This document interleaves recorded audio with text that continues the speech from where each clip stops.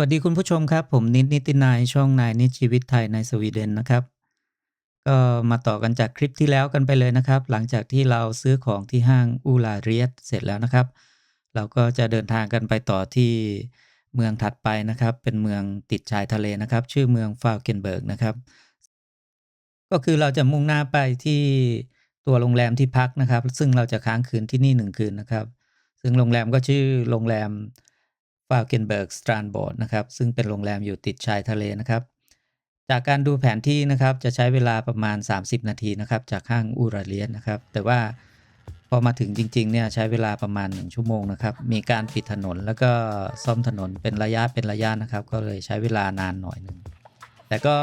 เป็นเวลาที่พอดีเป๊ะกับช่วงเวลาที่สามารถเช็คอินเข้าโรงแรมได้นะครับเพราะว่าโรงแรมเปิดให้เช็คอินได้ช่วงบ่าย3หลังจากนี้เราก็เดินทางเข้าไปที่ตัวโรงแรมนะครับแล้วก็ทำการเช็คอินนะครับแล้วก็จะขึ้นไปที่ห้องพักเก็บของกันก่อนนะฮะ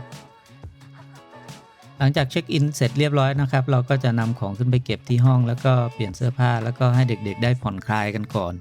อนที่เราจะเดินทางลงไปที่ตัวหน้าหาดนะครับเด็กๆค่อนข้างตื่นเต้นนะครับเพราะว่าการตกแต่งโรงแรมที่เนี่ยสวยมากๆนะครับผมก็ยังว้าวเลยนะครับเพราะว่ามีการตกแต่งที่ดูสวยงามมากนะครับ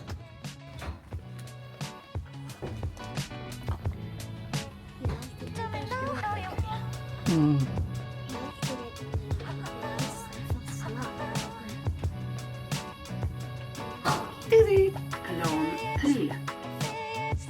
เอาเอาเดี๋ยวหัว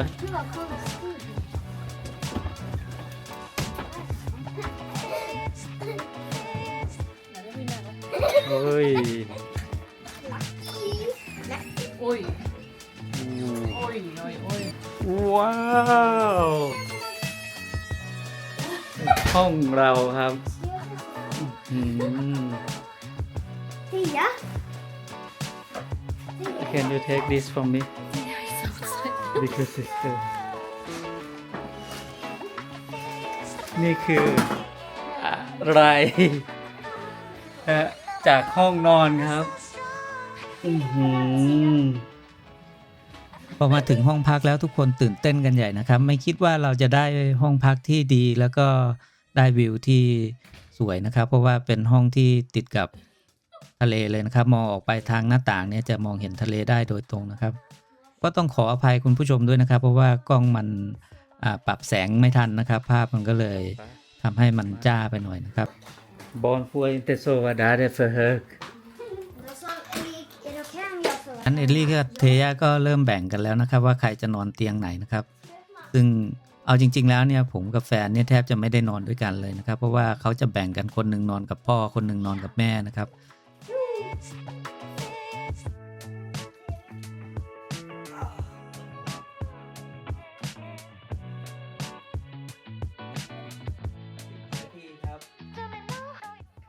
การตกแต่งโรงแรมของที่นี่ก็จะออกไปแนวย้อนยุคนะครับแล้วก็ออกจะดูการใช้ของเก่ามาประดับแต่ว่าทั้งนี้ทั้งนั้นก็ดูลงตัวแล้วก็สวยงามน่าพักนะครับแล้วก็มีความสะอาด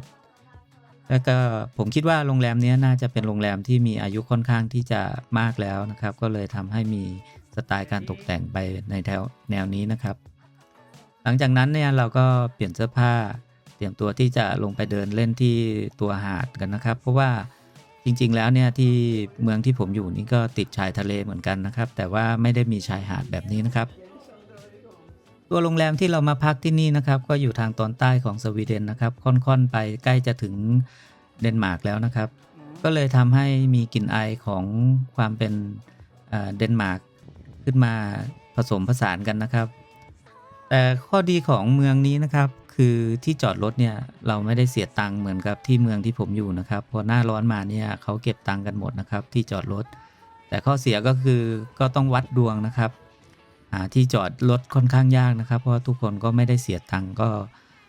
รถก็มาจอดกันค่อนข้างเยอะนะครับแต่ก็สุดท้ายเราก็หาที่จอดรถได้นะครับแล้วก็เรามาถึงที่ตัวหน้าหาดแล้วนะครับวันนี้โชคดีมากๆนะครับอากาศดีมากๆก็อากาศสดใสมากๆแล้วก็มีผู้คนที่มานอนพักตากอากาศกันค่อนข้างเยอะนะครับ ทำให้ผมนึกถึงบรรยากาศสมัยผมทำงานอยู่ที่อ่าวนางนะครับ บรรยากาศที่ได้เห็นผู้คนมานอนตรงชายทะเลแบบเนี้ยซึ่งจริงๆแล้วเนี่ยที่เมืองที่ผมอยู่เนี่ยก็เป็นเมืองท่องเที่ยวเหมือนกันนะครับติดชายทะเลเหมือนกัน แต่ว่าเมืองที่ผมอยู่เนี่ยไม่มีหาดแบบนี้ ส่วนใหญ่จะเป็นโขดหินนะครับก็เลยทำให้บรรยากาศมันแตกต่าง แต่ทะเลที่เนี่ยผมก็มีข้อสังเกตอยู่อย่างหนึ่งนะครับคือตอนแรกที่เดินลงมาเนี่ยผมรู้สึกว่าได้กลิ่นน้ำทะเลเนี่ยแปลกๆนะครับกลิ่นค่อนข้างที่จะแรงกว่ากลิ่นทะเลบ้านเรานะครับซึ่งผมก็เข้าใจได้นะครับว่ามันเป็นกลิ่นน้ำทะเลนะครับแต่ว่าผมรู้สึกว่าที่เนี่ยกลิ่นค่อนข้างที่จะแรงกว่าหน่อยหนึ่งตอนนี้เด็กๆก็ตื่นเต้นนะครับเดินลงไปที่หน้าหาด ผมสังเกตเห็นลูกผมนะครับเขาทำตัวไม่ถูกเพราะว่าเขาไม่เคยเดินที่ชายหาดแบบนี้นะครับถึงแม้ว่าแถวบ้านผมเนี่ยจะมีชายหาดเล็กๆนะครับแต่ก็ความยาวไม่น่าจะถึง50 เมตรด้วยซ้ำไปเขาก็เลยรู้สึกว่าทำตัวยังไม่ถูกอยู่ว่าจะยังไงดีแต่หลังจากนั้นก็พากันเปลี่ยนชุดแล้วก็ลงเล่นน้ำกันนะครับแล้วเขาก็ชวนผมนะครับมาเล่นด้วยทีแรกผมก็ว่าจะไม่มาเล่นด้วยกับเด็กๆนะครับเพราะผมว่ายน้ำไม่เป็นแต่ว่าด้วยความที่อยากให้เด็กๆมีความสุขนะครับเขาก็ขอร้องให้พ่อลงมาด้วยผมก็เลยตามลงมาเล่นด้วยนิดๆหน่อยๆนะครับ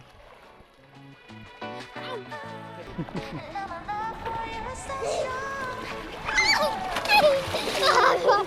help! Help! I'm going to drown. Today. น้ำทะเลไม่ได้ใสเหมือนกับที่บ้านเรานะครับ ไม่ได้ใสแบบว่าเป็นน้ำทะเลสีครามอย่างนั้นนะครับ ตัวทรายเนี่ยตรงที่เราเดินอยู่เนี่ยก็รู้สึกว่าจะแข็งๆนะครับ จะไม่นุ่มไม่นุ่มเท้าเหมือนกับทรายที่บ้านเรานะครับ รู้สึกมันจะดูแน่นๆแข็งๆนะครับ แต่ทั้งนี้ทั้งนั้นเนี่ยขอให้ได้มีโอกาสพาเด็กๆมามีความสุขกันสักนิดสักหน่อยนึงนี้ก็ดีมากๆแล้วนะครับ ไว้มีโอกาสเนี่ยค่อยพาเด็กๆเราไปเที่ยวชายหาดที่มันสวยติดระดับโลกที่บ้านเราอีกทีหนึ่ง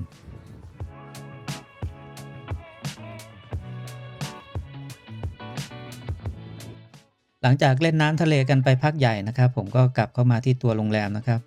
เคยมีโอกาสถ่ายภาพบรรยากาศมาให้คุณผู้ชมได้ชมกันนะครับการตกแต่งโรงแรมของที่นี่นะครับซึ่งเป็นสไตล์การตกแต่งที่ผมค่อนข้างที่จะชอบนะครับแล้วก็ลงตัวดีผมก็อยากมีไอเดียแบบนี้มั่งนะครับเผื่อที่จะได้นำไปต่อยอดตกแต่งที่ร้านอาหารของผมนะครับแต่ว่าช่วงนี้ก็คือต้องทำงานหนักไปก่อนนะครับแล้วก็ยังไม่มีงบเพื่อที่จะนำมาตกแต่งที่ร้านนะครับแต่ว่าเก็บเป็นไอเดียไว้นะครับ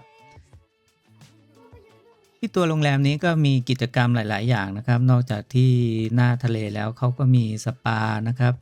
มีโซนสระว่ายน้ำซึ่งเราไม่ได้จองสปาไว้นะครับเราก็จะไปกันต่อที่บริเวณสระว่ายน้ำนะครับโซนสระว่ายน้ำของโรงแรมที่เขาเตรียมไว้ให้นะครับเด็กๆตื่นเต้นกันใหญ่เลยนะครับเพราะว่าเขาอยากทำกิจกรรมที่มีทั้งหมดนะครับให้ครบนะครับทั้งที่ว่าเวลาก็ค่อนข้างที่จะน้อยมากๆนะครับตอนนี้เราก็เดินทางมาถึงที่โซนสปานะครับโซนสระว่ายน้ำของโรงแรมนะครับก็จะมีทั้งอยู่ในตัวอาคารแล้วก็อยู่นอกอาคารนะครับส่วนตัวอาคารเนี่ยส่วนใหญ่เนี่ยคนจะใช้กันในช่วงหน้าหนาวนะครับแต่ว่าพอหน้าร้อนเนี่ยคนก็จะออกมาข้างนอกลูกค้าก็ค่อนข้างเยอะนะครับมีคนมาใช้บริการค่อนข้างเยอะนะครับหลังจากนั้นเราก็หาที่นั่งนะครับเพื่อที่จะวางของแล้วก็นั่งพักกันนะครับส่วนเด็กๆเขาก็อยากไปเล่นน้ำนะครับอยากไปว่ายน้ำนะครับส่วนผมว่ายน้ำไม่เป็นก็ได้แค่นั่งดูนะครับแต่เราก็เลือกทำเลที่สามารถที่จะมองเห็นเด็กๆได้นะครับแล้วก็ตัวโรงแรมนี้เขาก็จะมีโซนไว้สำหรับเด็กนะครับไว้ให้เล่นน้ำนะครับตรงนี้ก็น้ำก็ไม่ลึกนะครับไม่ถึงเข่าด้วยซ้ำไปเด็กๆทั้ง2คนก็เล่นน้ำอย่างมีความสุขสนุกสนานนะครับส่วนผมกับแฟนก็นั่งดูเด็กๆเขานะครับเห็นเขามีความสุขเราก็มีความสุขนะครับระหว่างนี้เราก็สั่งเครื่องดื่มมาดื่มกันนั่งมองเด็กๆเล่นมีความสุขกันนะครับซึ่งเครื่องดื่มที่นี่ก็ค่อนข้างที่จะรสชาติดีนะครับปกติผมก็ไม่ค่อยดื่มมากนะครับแต่การมาพักผ่อนแบบนี้นะครับบางทีเราก็ผ่อนคลายบ้างนะครับแต่ว่าผมไม่ดื่มให้ตัวเองเมานะครับเพราะว่าเรามีหน้าที่ที่จะต้องดูแลลูกๆแล้วก็ดูแลครอบครัวนะครับ แค่นี้ก็มีความสุขแล้วนะครับบรรยากาศดีอากาศดีนะครับวันนี้ระหว่างนี้ผมกับแฟน2คนก็นั่งดูเด็กๆทำกิจกรรมของเขานะครับเดี๋ยวเล่นน้ำเดี๋ยวขึ้นมากินขนมเดี๋ยวก็ลงไปเล่นน้ำนะครับก็ให้เขาเล่นให้เต็มที่นะครับขอให้เขามีความสุขให้เต็มที่เพราะว่าเราไม่ค่อยมีเวลามากพอที่จะพาเขาไปเที่ยวหลายๆที่นะครับเพราะหลังจากนี้เราก็จะเดินทางกลับไปทำงานกันเต็มที่นะครับผมก็จะไม่มีวันหยุดช่วงนี้ก็เลยเติมเต็มพลังงานให้กับตัวเองด้วยแล้วก็เติมความสุขให้กับลูกให้กับครอบครัวไปด้วยนะครับพักผ่อนให้เต็มที่เติมเอาพลังงานกลับไปสู้งานต่อในช่วงที่เราเดินทางกลับไปที่หมู่บ้านของเรานะครับเวลาตอนนี้ก็เกือบจะ2 ทุ่มแล้วนะครับเราก็จะขึ้นไปอาบน้ำเปลี่ยนเสื้อผ้าเตรียมตัวลงไปทานอาหารเย็นกันซึ่งเราได้คิวเข้าไปทานอาหารกันตอน2 ทุ่มนะครับตอนนี้เราก็เปลี่ยนเสื้อผ้าอาบน้ำกันเรียบร้อยแล้วนะครับแล้วก็ลงมาที่ห้องอาหารนะครับเพราะว่าถึงเวลาที่จองไว้ของเราแล้วนะครับเป็นคิวของเราในช่วง2 ทุ่มนะครับที่นี่เขาจะแบ่งเวลาให้กับลูกค้านะครับเพราะว่าลูกค้ามาพักเป็นจำนวนเยอะนะครับเขาก็แบ่งเวลาไว้ว่าคนนี้ครอบครัวนี้มาช่วงเวลานี้ครอบครัวนี้มาช่วงเวลานี้นะครับเพราะว่าโต๊ะมันจะได้เพียงพอแล้วก็การบริการก็จะได้ทั่วถึงนะครับ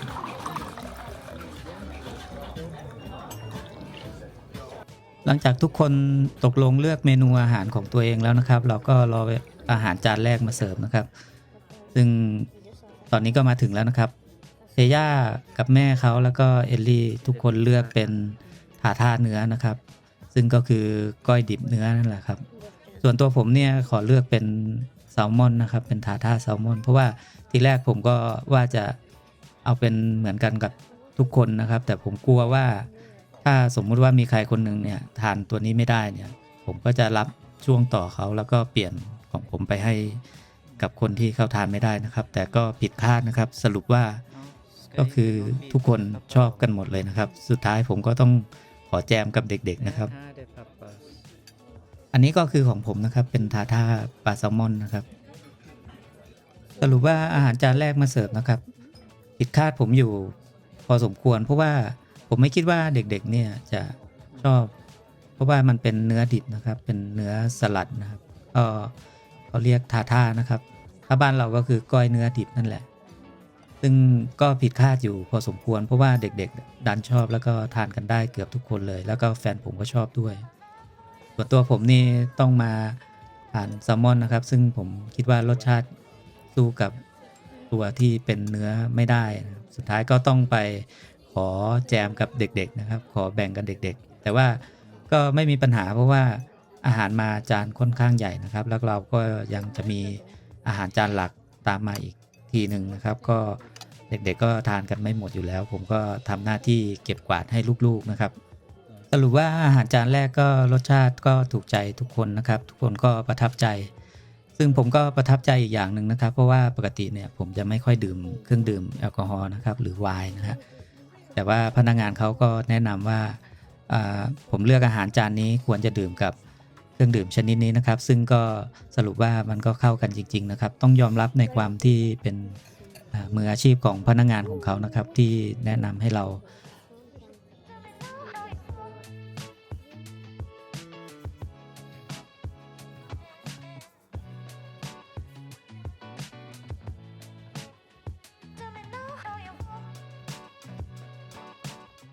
หลังจากเราทานอาหารจานแรกเสร็จนะครับเราก็ทิ้งช่วงอยู่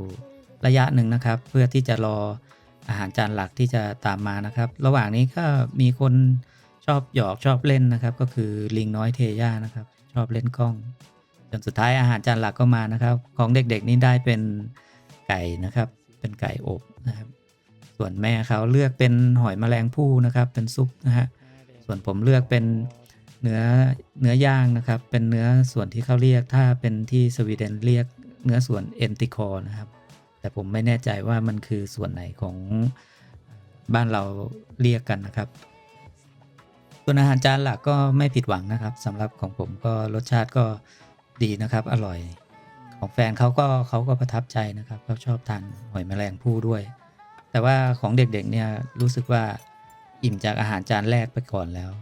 ก็มาเจอเนื้อไก่นะครับชิ้นค่อนข้างใหญ่แล้วก็เลยทำให้เด็กๆเนี่ยทานไม่หมดครับแต่ว่าผ พอเขาเห็นอาหารของผมก็สุดท้ายก็ขอแบ่งนะครับ เด็กสุดท้ายก็มาจบที่จานกับผมนะครับ แต่ผมก็มีความสุขนะครับที่จะแบ่งให้ลูกนะครับ พอแค่ได้เห็นเขากินแบบมีความสุขเราก็ดีใจแล้วนะครับ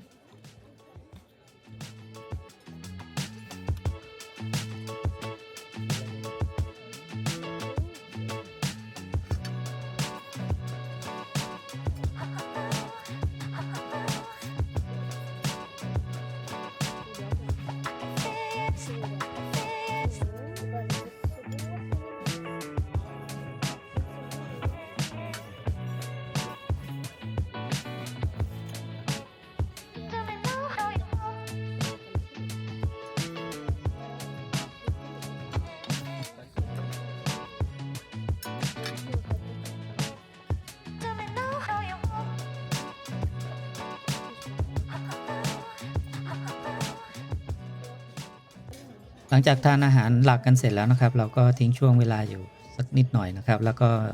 ของหวานก็มาเสิร์ฟนะครับ ส่วนตัวผมนี่เลือกเป็นแครมบูเร่นะครับ เด็กๆนี่ผมจำชื่อไม่ได้นะครับเขาก็ทุกคนเลือกเป็นของตัวเองทั้งหมดนะครับ รอบนี้ไม่มีใครเลือกซ้ำกันนะครับเดี๋ยวว่า Nej, jag tappade.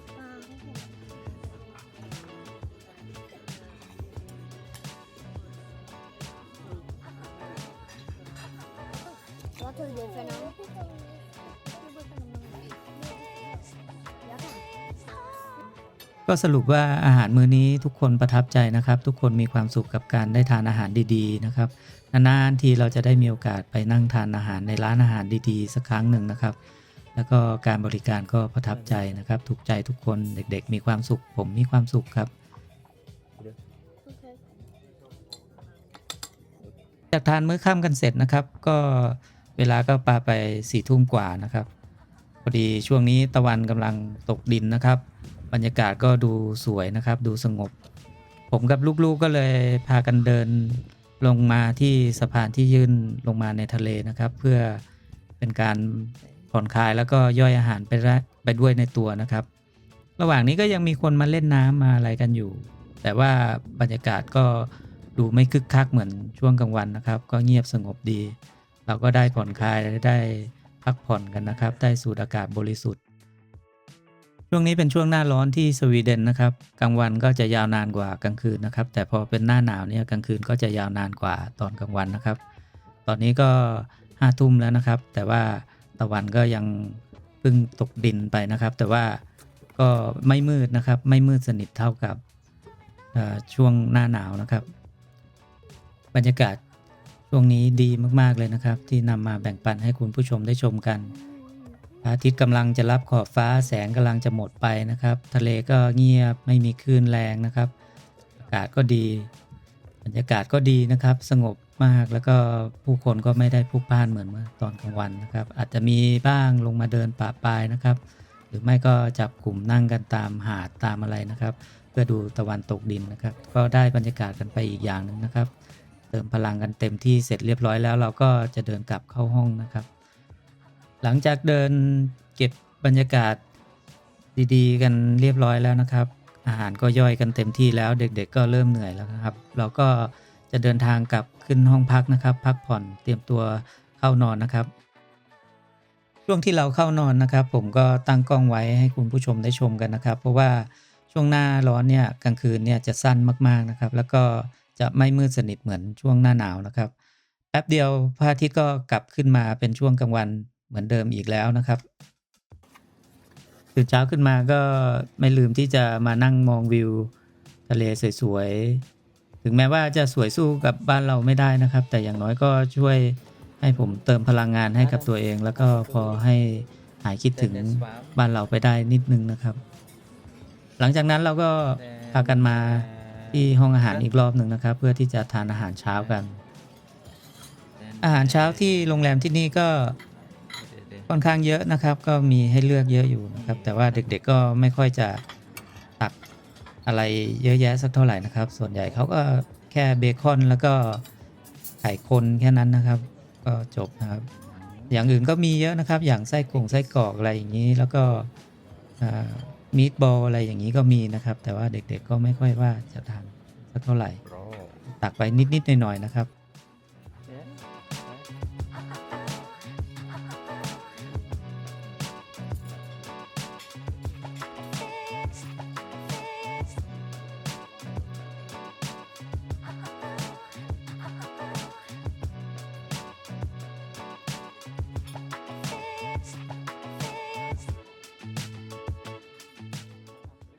ก็หลังจากเราทานอาหารเช้ากันเสร็จเรียบร้อยแล้วเด็กๆก็ขอตัวมาเล่นทรายกันอีกสักรอบหนึ่งก่อนที่จะกลับขึ้นห้องแพ็คของแล้วก็เตรียมตัวเช็คเอาท์จากโรงแรมแล้วก็เดินทางกลับบ้านของเรานะครับ ระหว่างทางกลับนะครับเราก็ได้แวะที่เมืองคุงสบักกานะครับเพื่อที่จะแวะที่ศูนย์แฟชั่นเอาท์เลทนะครับตรงนี้จะเป็นแหล่งรวมที่มีช็อปเสื้อผ้าหลายๆแบรนด์นะครับมารวมตัวกันเปิดเป็นช็อปนะครับแล้วก็มีสินค้าลดราคามากมายนะครับมาให้เราได้เลือกกันนะครับซึ่งเราก็เคยแวะเวียนมาซื้อเสื้อผ้าที่นี่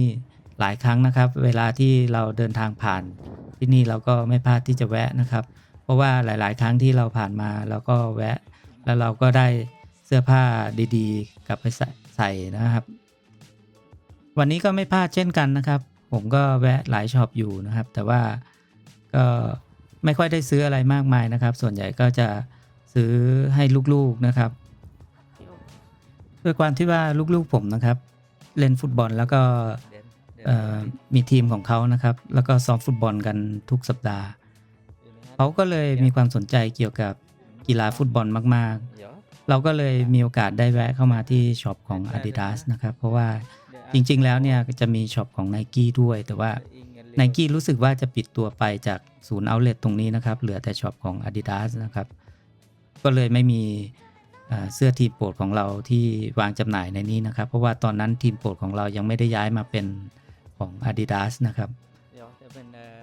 หลังจากนั้นเราก็แค่เดินชมนะครับแทบจะไม่ค่อยได้ซื้ออะไรมากมายก็มีซื้อแค่ของที่จำเป็นที่จะต้องใช้นะครับแต่ส่วนใหญ่ก็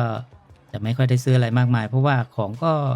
ไม่ค่อยได้ลดราคามากสักเท่าไหร่นะครับก็เลยประหยัดตังค์กันไว้หลังจากเดินเล่นเดินชมเดินเลือกซื้อกันอยู่พักหนึ่งนะครับก็ได้ของที่ตัวเองต้องการแล้วก็พอแล้วนะครับแล้วก็เตรียมตัวกันที่จะเดินทางกันต่อนะครับที่แรกก็ไม่ได้ว่าจะซื้ออะไรมากมายนะครับแต่สรุปแล้วก็พอสมควรอยู่นะครับท้ายรถก็เต็มแล้วนะครับแต่ผมจะต้องไปแวะที่ตัวเมืองโกเทนเบิร์กอีกรอบหนึ่งนะครับเพื่อที่จะซื้อของไปใช้สำหรับร้านอาหารของผมนะครับก็คือกล่องนะครับหลังจากออกจากที่เอาท์เลทมานะครับเราก็เดินทางต่อมาที่ทิงสตาร์ทนะครับเป็นร้านขายของอุปกรณ์สำหรับร้านอาหารสำหรับ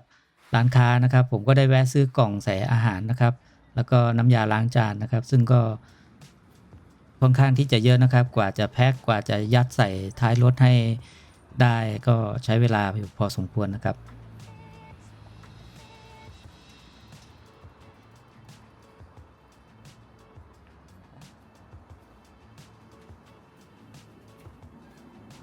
เราก็มาแวะที่ห้างสรรพสินค้าระหว่างทางที่เราจะเดินทางกลับบ้านเรานะครับเด็กๆอยากได้สร้อยนะครับเราก็เลยพาเขาแวะมาดูนะครับสร้อยคอซึ่งก็ไม่ใช่ของราคาแพงอะไรมากมายนะครับแต่เขาอยากได้นะครับเราก็เลยพามาแวะและอีกอย่างหนึ่งเนี่ยที่ห้างนี้นะครับจะมีศูนย์อาหารนะครับซึ่งเวลาที่เราผ่านไปผ่านมานะครับเข้ามาในตัวเมืองส่วนใหญ่เราจะมาแวะทานข้าวกันที่นี่นะครับซึ่งก็ไม่พลาดนะครับเพราะว่าผมชอบทานเฝอนะครับเป็นก๋วยเตี๋ยวเวียดนามที่นี่นะครับผมว่ารสชาติอร่อยมากๆนะครับที่นี่เพราะว่าไปทานมาจากหลายๆที่นะครับผมรู้สึกว่าน้ำซุปของที่นี่จะอร่อยกว่าทุกที่นะครับก็ทำให้พอได้หายคิดถึงบ้านเราไปได้นิดนึงนะครับเพราะว่าเมืองที่ผมอยู่เนี่ยจะไม่ค่อยมีร้านอาหารที่ขายก๋วยเตี๋ยวอะไรมากมายสักเท่าไหร่นะครับนานๆเราจะเจอทีแล้วก็เจอที่ที่ถูกใจเราก็ไม่พลาดที่จะแวะนะครับ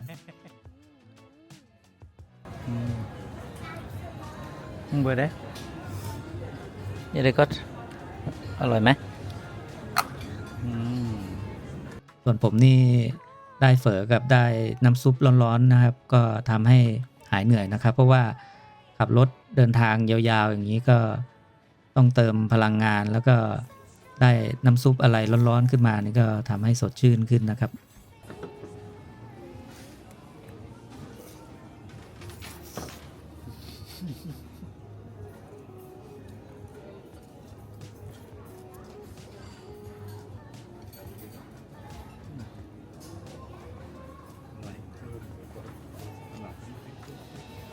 หลังจากแวะเติมพลังงานนะครับได้น้ำซุปร้อนๆเข้าไปทำให้ร่างกายสดชื่นเสร็จเรียบร้อยแล้วนะครับก็เหลือระยะทางอีก100 กว่ากิโลนะครับจะถึงบ้านเราหลังจากนี้เราก็จะเดินทางกลับนะครับสำหรับคลิปวันนี้ก็คงจบไว้แค่นี้นะครับคุณผู้ชมขอให้คุณผู้ชมทุกท่านมีแต่ความสุขเจอแต่สิ่งดีๆในชีวิตนะครับไว้เจอกันใหม่ในคลิปหน้านะครับถ้ามีอะไรที่แนะนำติชมก็อย่าลืมทักทายกันเข้ามาได้ที่ใต้คอมเมนต์นะครับผมจะได้นำไปปรับปรุงแก้ไขให้ดีขึ้นนะครับสำหรับวันนี้จบไว้แค่นี้นะครับไว้เจอกันใหม่ในคลิปหน้าครับสวัสดีครับ